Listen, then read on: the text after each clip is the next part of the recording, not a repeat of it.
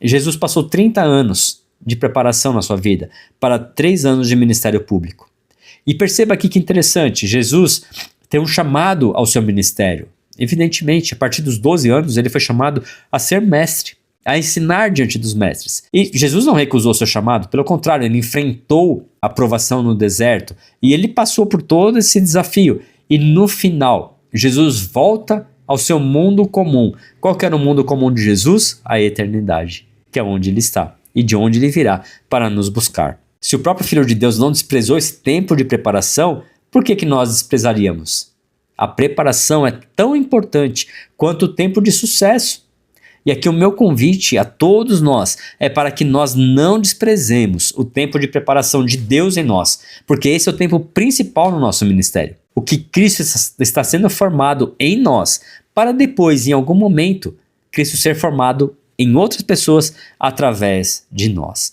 Então é interessante que nós vemos, por exemplo, no Evangelho de Lucas, que poucos capítulos são dedicados à infância de Jesus, mas Deus passou 30 anos sendo formado naquele homem. Hoje, muitas vezes as pessoas colocam que é uma heresia, tá? Jesus nasceu e Deus foi sendo formado em Jesus. Não, é o contrário. Deus encarnou e a humanidade foi se desenvolvendo em Jesus. O processo de liderança vai se desenvolvendo, mas Jesus encarna, é o Deus encarnado, Deus em nós. Então nós precisamos compreender isso, que o processo de formação de Cristo em nós é mais importante do que o tempo que nós vamos desempenhar enquanto liderança, enquanto líderes diante do povo. Então, primeiro em nós, depois através de nós. Nunca se esqueça disso. E olha o deserto crescendo aí diante de nós. O deserto, então, revela aquilo que a abundância consegue esconder.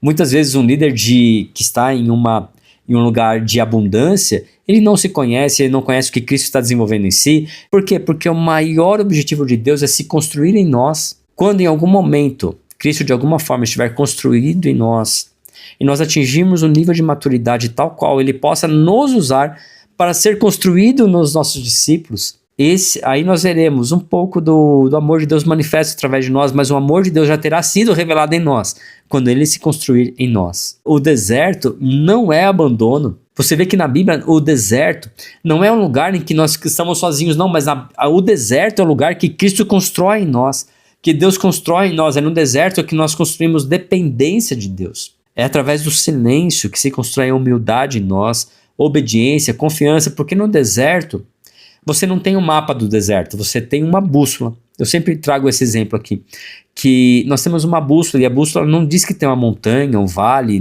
não, simplesmente aponta ao norte, o nosso norte é Cristo. Então o deserto, ele não é, a gente não pode enxergar o deserto apenas como uma provação, precisamos enxergar de fato o deserto como uma grande sala de aula de Deus para a nossa vida. Não é um castigo, não, é só uma forma de Deus nos mostrar nós para nós mesmos. Lá em Deuteronômio, capítulo 8, verso 2, nós vemos que lembra-te de todo o caminho pelo qual o Senhor teu Deus te guiou no deserto. É um contrassenso pensar nisso. É um contrassenso, não tem como pular, mas ame o deserto. Por quê? Deus nunca desperdiça um deserto no nosso caminho. Nunca. Ele sempre vai usar o deserto para nos revelar. Então, o deserto, olha só que doideira. O deserto revela o que a abundância consegue esconder. O deserto revela orgulho, medo, incredulidade, ambição, dependência, idolatria. O deserto revela que o povo queria um Deus que Arão entregou ali para o povo. Então, o sofrimento não cria o caráter. Isso é muito interessante. O sofrimento, ele revela o caráter que precisa ser transformado. Isso é muito importante, irmãos. Então, mais uma vez, o sofrimento não cria o caráter. Então, você pode estar pensando, estou no deserto para criar... Não, para criar o caráter, não, fica tranquilo. Você já tem um caráter. Esse caráter, provavelmente, se você é ser humano, tem ser humano aí, eu não sei se os alienígenas já estão aqui entre nós, mas se tiver ser humano aí, você já carrega um caráter em você. E esse caráter está caído por causa do pecado. Então, o deserto, ele revela o caráter que tem que ser transformado em Cristo. E aí o ponto é o seguinte, eu acho que eu falei isso em algum momento aqui. Quando você aperta uma laranja, o que a laranja solta? O que a laranja solta quando a gente aperta uma laranja? Ela vai soltar laranja, sumo de laranja. Se eu apertar limão, vai soltar o quê? Suco de limão. No aperto, nós soltamos o que nós somos. O deserto ele só vai revelar quem nós somos. O deserto não forma necessariamente, mas o deserto revela quem nós somos. Então, muito cuidado com isso é muito importante. Vamos então caminhando pelo deserto? Podemos? Então, qual a diferença entre... Aqui é um ponto importante. Qual a diferença entre talento e caráter? Vamos continuar aqui então na formação do líder. Talento é aquilo que você tem, dado por Deus muitas das vezes, dado por circunstâncias humanas, que você acaba desenvolvendo como capacidade. Então, talentos abrem portas? Sem dúvida nenhuma. Agora, só o caráter mantém você dentro delas. Então, o talento pode levar alguém ao palco, mas é o caráter que determina quanto tempo alguém permanece nele. Tá bom? E aqui um ponto importante, você pode colocar talento e pode colocar também dons. Existem pessoas que são alçadas ao ministério na igreja por conta dos dons que ela recebe de Deus. Mas Deus dá dons para quem Ele quer. É importante que nós compreendamos isso. Então os dons são dádivas, presentes de Deus. Mas nós temos que carregar um caráter nascido de novo em Cristo para que nós possamos nos manter ou sermos mantidos em lugares de serviço ao reino de Deus. Então nós falamos bastante sobre isso aqui na nossa aula presencial e convém que a gente mantenha isso de forma profunda. Nós precisamos, de uma vez por todas, olharmos para o púlpito e colocarmos e mantermos pessoas de caráter nascido de novo em Cristo. E isso ser mais importante do que obrigatoriamente os dons que essa pessoa carrega. Então existem pessoas que carregam dom, por exemplo, dom de oratória, a pessoa prega bem, e isso aparece mais do que alguém que carrega um caráter. Não, nós precisamos compreender que o caráter de quem é nascido de novo também é uma pregação. E mais do que isso, talvez seja uma pregação mais eloquente do que alguém que só sabe falar bem. Amém, irmãos? Isso é muito duro, tá? Isso é muito sério.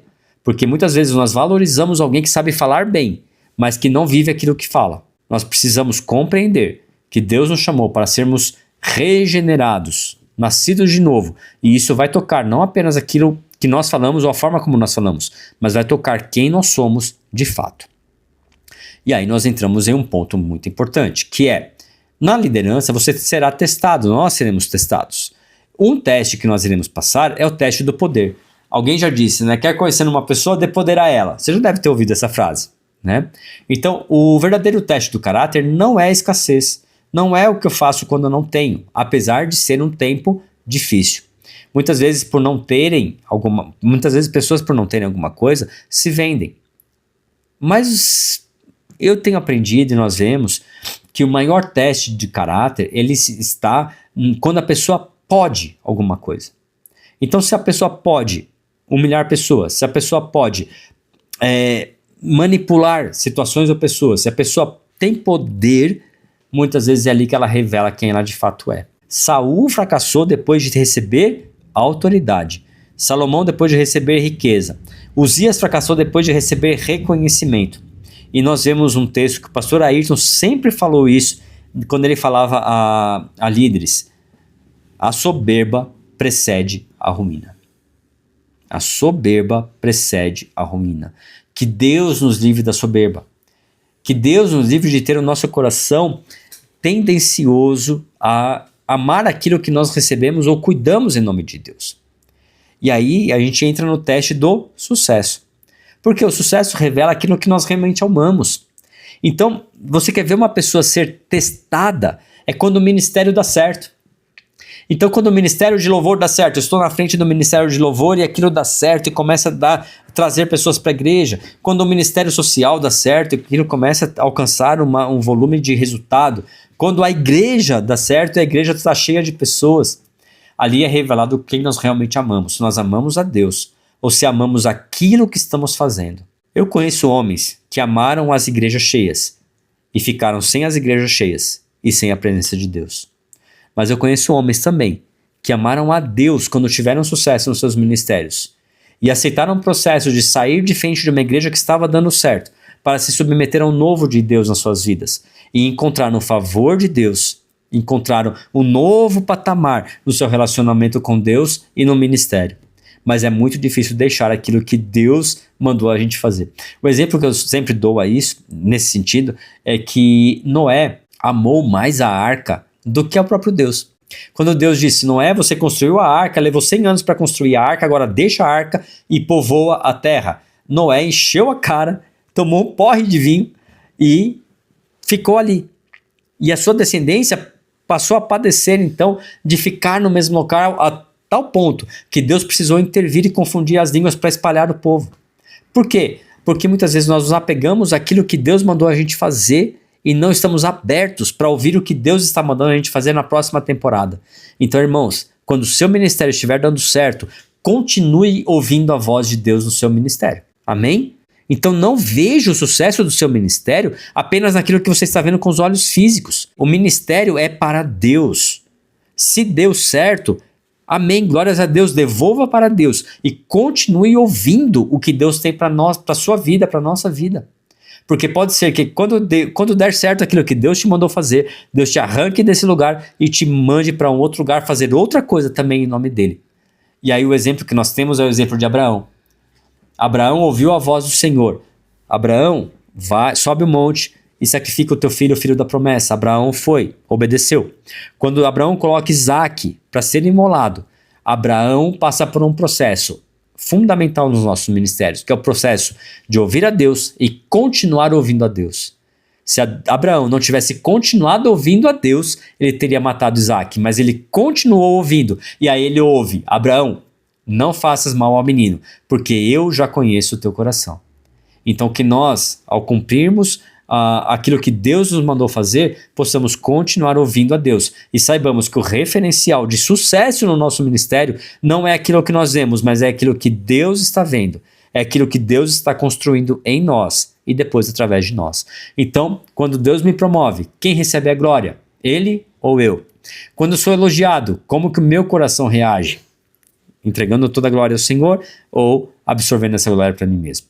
O sucesso revela aquilo que realmente amamos. A maior tentação do líder não é apenas pecar. Muita gente acha que é isso, né? Mas não. É acreditar que o ministério pertence a ele próprio. Ou seja, esse é o meu sucesso, esse é o meu ministério, essa é a minha igreja. Queridos, a igreja do Senhor, o ministério é dele. Tudo é dele. Para ele seja toda a honra e toda a glória.